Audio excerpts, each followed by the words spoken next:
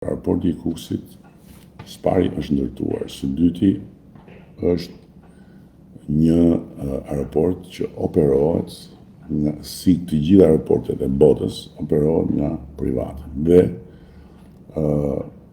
ka nevojë për marrëveshje dhe për linja që në bazë në marrëveshjeve të fluturojnë, gjë që po përpiqen ta bëjnë operatorët e aeroportit të Kukësit dhe së shpejti do të vendosen fluturime që do ta fusin pak më pak në punë, sepse nga pikpamja financiare është domethënë në një situatë starti që nuk është e kollajshme për kompanitë.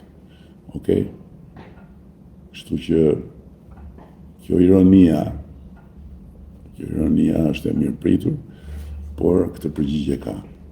Pra është një aeroport I ndërtuar, I standardeve ndërkombëtare, I certifikuar ndërkombëtarisht dhe operatori duhet të vendosi fluturimet në bazë marrëveshjeve që po kryen dhe bën negociatat e veta, është në drejtën e vet, po ndërkohë ty, zotëri, nuk ka kushtuar asnjë kokër leku ai aeroport. Okej?